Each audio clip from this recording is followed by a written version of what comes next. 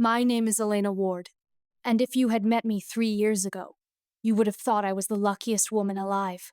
I wore a quiet smile. I lived in a beautiful house that never felt like mine. I had a husband everyone admired. I had money, comfort, and a life that looked calm from the outside. But calm is not the same thing as safe, because the truth is, I did not lose my company in one day. I lost it slowly. I lost it in small lies, in soft smiles, in, don't worry, I handled it, in the kind of love that slowly turns into control while you are still busy believing it is care. And by the time I realized what was happening, the man I trusted most had already begun selling my family's legacy piece by piece, not to help it grow, to feed his own ambition. This is the story of how I had to fire my own husband to save the only thing my mother left me. And the hardest part? I still loved him when I did it. There are moments in life when you think the pain will come from strangers, from enemies, from people with cruel faces and raised voices. But sometimes the deepest wound comes from the person who kisses your forehead in the morning and tells you everything will be fine. That was my life. I was 34 years old when I inherited a controlling share in Ward & Hale, a company my mother had built with her brother over 40 years. It started as a small design house in Chicago. Nothing fancy. Just a room full of fabric samples, old lamps, tired coffee, and two stubborn people who believed they could make quality matter in a world obsessed with shortcuts. My mother used to say, "A company is like a house. Anyone can decorate it, but only a few people know how to keep it standing when the storm comes." She built that house brick by brick. She built it with sleepless nights, with damaged hands, with sacrifice. I grew up watching her choose payroll over luxury, workers over profit, and loyalty over greed. That was the heart of Ward & Hale. Not just clothes, not just numbers. A promise, a reputation, a name people trusted because it stood for something. When my mother passed away, the board expected me to step in as a figurehead. They assumed I would sign the papers, make a few speeches, and let experienced people run everything while I stayed in the background. And to be honest, that was exactly what I wanted. I had never dreamed of running a company. I was not the loud one. I was not the one who loved the spotlight. I was the one who loved quiet mornings, old books, fresh coffee, and the kind of life where no one expected me to perform for them. My husband Adrian understood that about me. At least, I believed he did. Adrian was the kind of man people trusted immediately. Calm voice, sharp suit, perfect manners. He had one of those faces that looked honest even when it wasn't. He could enter a room and make everyone feel calmer, smarter, and more hopeful within 10 minutes. When we got married, I thought I had found balance. I was the heir to a legacy I never asked for. He was the man who seemed built for structure, strategy, and public life. So when the board pushed me to take the chair and make decisions, I looked at Adrian and said, "Please help me.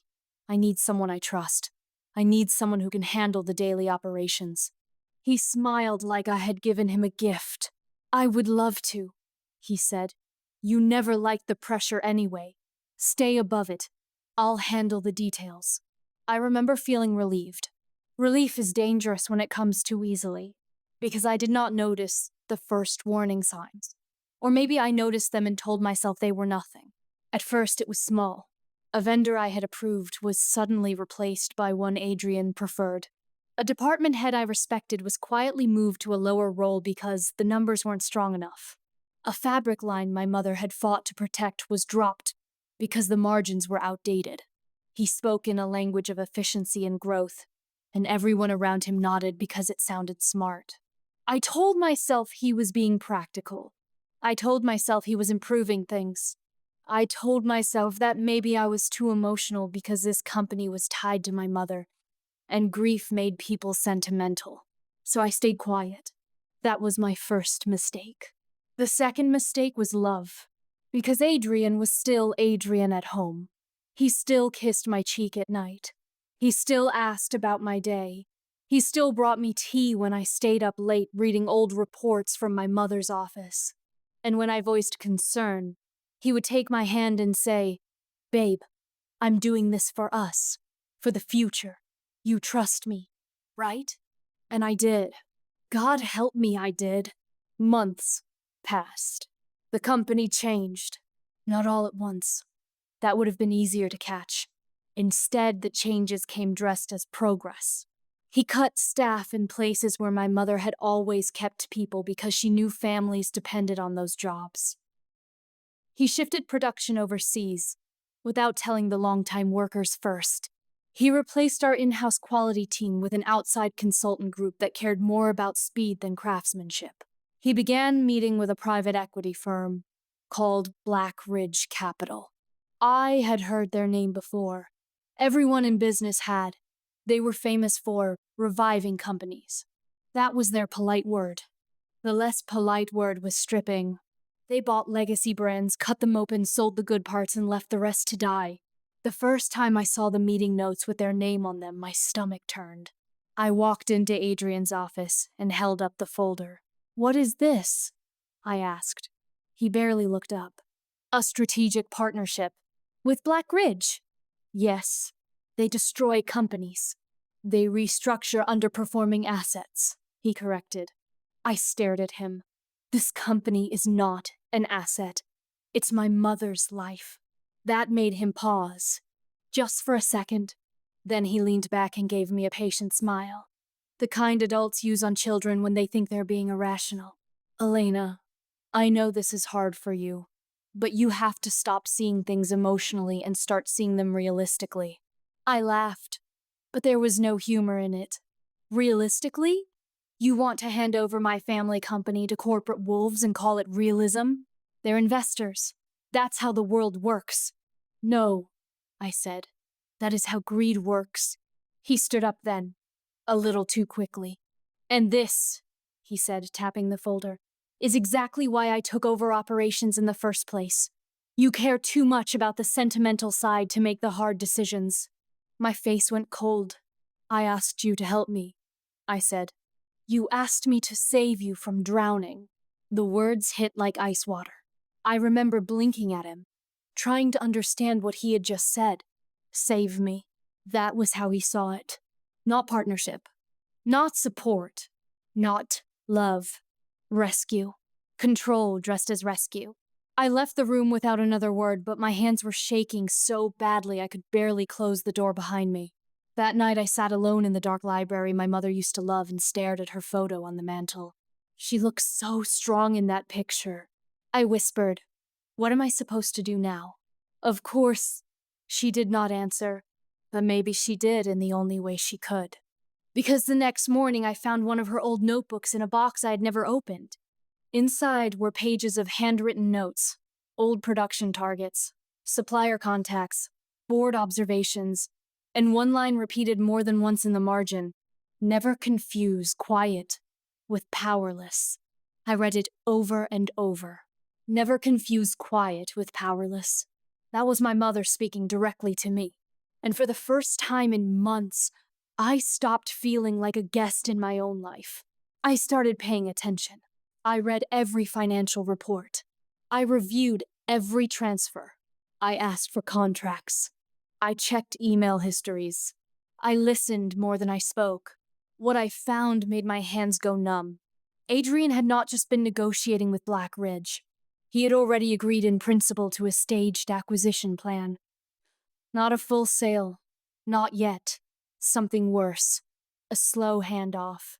A compromise that would allow him to claim he was protecting the company while quietly giving the firm access to our most profitable divisions. He had redirected capital into shell projects tied to his personal portfolio. He had approved consulting fees for companies owned by a college friend. He had delayed maintenance on factory equipment while pushing a media campaign about rebranding legacy for the modern era. He had even begun grooming a few senior board members with promises of stock options if the transaction went through. My mother had spent 40 years protecting that company from people exactly like this. And my husband had opened the door. I did not confront him immediately. I learned that some truth needs distance before it can be spoken clearly. So I kept working from the shadows. I requested access to the full board records as majority shareholder. I brought in an outside forensic accountant. I asked my mother's old legal advisor, Mr. Dalton, to review the family trust and the ownership structure. He had served my family since I was a teenager and still carried my mother's trust like it was sacred. When he called me into his office, he did not waste time. "Elena," he said, sliding a folder across the desk, "your husband has been making moves that could qualify as breach of fiduciary duty, possibly more." I stared at the folder without touching it. "How bad?" He looked at me carefully. "Bad enough that if you stay silent, you may lose the company entirely." I swallowed hard. "What happens if I act now?" "You take control, publicly, firmly, and you prepare for fallout." From him? From everyone. I wanted to laugh at how impossible that sounded. Take control, publicly, firmly. That was not me. I had spent years being the woman in the background, the wife who smiled at dinner, the heiress who let others speak first, the quiet one. But quiet does not mean weak, and legacy does not survive on hope alone. It survives on someone willing to bleed for it. I still remember the morning of the board meeting. The sky outside was gray and low, like the whole city was holding its breath. I wore my mother's pearl earrings, not because I needed armor, but because I needed memory. Adrian thought the meeting was routine. He walked in confident, carrying his tablet, smiling at the board like he already owned the room. He saw me sitting at the head of the table and frowned slightly. "Didn't know you'd be joining," he said. "I'm the majority shareholder," I answered. "I think that gives me a seat." A few people glanced down at the table. Nobody spoke. He sat across from me, still smiling, but his eyes were sharper now. "What is this about?" he asked. I placed the forensic report on the table. "This is about Black Ridge. This is about unauthorized capital movement. This is about your shell contracts. This is about the fact that you have been quietly preparing to sell off the heart of Warden Hale without full board approval." The room went dead silent. One of the board members coughed. Adrian's face changed in a way I had never seen before. The smile disappeared, and something colder took its place. He did not deny it immediately. That was the worst part. He just stared at me, as if deciding whether to still treat me as a wife or start treating me as a threat. Then he said, "Elena, you don't understand what you're looking at." "I understand enough." "No, you don't. I understand that you are selling this company piece by piece. I was saving it. By giving it to people who would destroy it?" His jaw tightened. The board sat frozen, every eye moving between us like we were in a courtroom instead of a conference room. Adrian spoke again, slower this time. "You've always wanted a quiet life. You never wanted the pressure.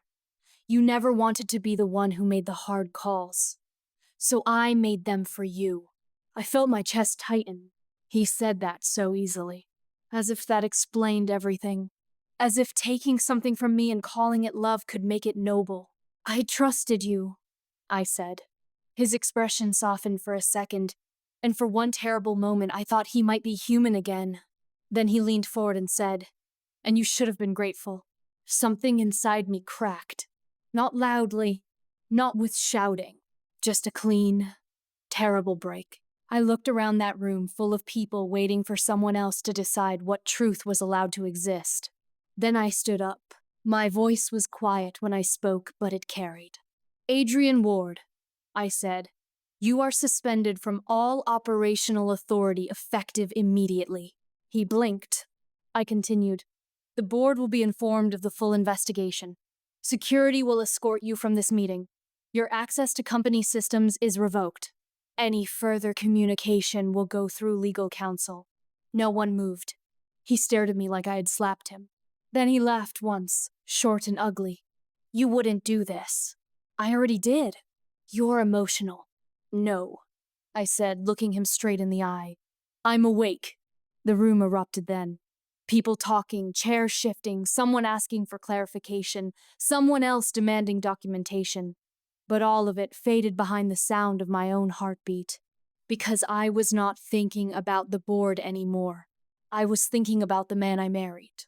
The man who stood in front of me looking betrayed because I had refused to let him finish the theft. He rose from his seat, hands flat on the table. "You are making a huge mistake," he said. "No," I replied. "You did that." Security arrived. Yes, actual security. And when they stepped toward him, I saw something in his face I had never seen before. Fear. Not fear of losing the company. Fear of losing the version of me he had trained himself to expect. The compliant one. The quiet one. The one who would choose peace over principle. He looked at me one last time and said very softly, "I loved you." I almost broke right there. Because I believed he meant it. I also believed it was true in the only way he knew how. But love without integrity is just appetite with good manners. So I answered him with the truth that hurt me most. "Then you should have protected what I loved too." He was escorted out, and I sat back down. I did not feel victorious. I felt like I had just buried something alive. The days after that meeting were brutal. The news leaked. Of course it did. It always does. The headlines were ugly. Wife removes husband from family company. Boardroom scandal at legacy brand. Inheritance war inside Warden Hale. It had stripped away my illusions. It had taught me how short life is. It had reminded me that love is not supposed to require self-betrayal. I moved into my mother's old office for 3 weeks. Every morning I sat at her desk and read through records until my eyes burned. I met with workers on the factory floor. I listened to supervisors. I apologized for the fear he had caused. I promised them that Warden Hale would not become a carcass stripped by investors. Some of them cried. One woman named Nora, who had worked there for 27 years, held my hand and said, "Your mother would be proud." I had to turn away before I broke down. That was the first time I understood something important. Leadership is not about being loud. It is not about looking strong. It is about being willing to stand in the wreckage and say, "This still matters." And it did matter. The company was not just balance sheets and strategy decks. It was the man in the cutting room who knew every machine by sound. It was the woman in accounting who had worked there since her son was in kindergarten. It was the supplier who had trusted us for a decade. It was the memory of my mother staying late with coffee stains on her sleeves because she believed quality was a kind of respect. Adrian had seen numbers. I had finally seen people, and that difference changed everything. The investigation confirmed everything I feared, and more. He had been using his position to reshape the company toward a sale that would have enriched him personally through outside investments and post-sale advisory contracts. It was not just bad judgment. It was betrayal. When I learned the full scope, I went home and sat on the kitchen floor because I could not make myself stand. I kept thinking about the man I had cooked with, the man I had laughed with, the man I had fallen asleep beside. How could he be the same man who was willing to trade our future for leverage? That is the question betrayal leaves behind. Not, what did they do, but who were they all along? I do not know if there is ever a clean answer to that. Maybe people are not one thing. Maybe love reveals them, or stress does, or power. Maybe the worst thing about heartbreak is that it does not always come from hatred. Sometimes it comes from entitlement. That night, Adrian came home. He had been staying in a hotel, avoiding me, but now he walked into the house like he still belonged there. I was in the living room when he entered. We looked at each other in the same space where we had celebrated birthdays, watched storms, opened gifts, and made plans that now felt like props in someone else's life. He was exhausted. I was too. He sat opposite me, rubbed his hands together and said, "Can we talk like adults?" "We have been," I said, "for weeks." He exhaled sharply. "You made a public spectacle of this. You made a private plan to gut my family company." He looked away. "That is not what this is." "It is exactly what this is." He was quiet for a long time. Then he said, I thought if I modernized it, the company could survive. And Black Ridge? He did not answer. Adrian. He looked at me, and for the first time, he looked tired instead of powerful. I was under pressure. He said, From who? He swallowed. From everything. The market, the board, expectations. You, your mother's legacy hanging over everything. I kept feeling like no matter what I did, I'd never be enough. There it was. The closest thing to honesty he had given me in months. And it was almost enough to make me pity him. Almost. But pressure does not turn people into thieves unless something inside them was already ready. I crossed my arms. You could have come to me. I did not think you would understand. That answer hurt more than the rest. Because maybe it was true. Maybe he did not think I was strong enough. Maybe he did not think I was smart enough. Maybe he saw my quiet as fragility and mistook it for consent. And in that moment, I saw the whole marriage in a different light. Not as a partnership, not even as a tragedy. As a hierarchy he had been building without my permission. He had loved me, perhaps. And once I saw that, there was no unseeing it. I would have understood fear, I said. I would have understood mistakes. I might even have understood asking for help. But you didn't do that. You chose deception. He dropped his head. I remember thinking, strangely, that the room had never felt colder. Then I said the words I had rehearsed in my mind 100 times and still hated saying. I want a separation. He looked up too fast. Elena, I'm not discussing it. I can fix this. You can't fix theft. I love you.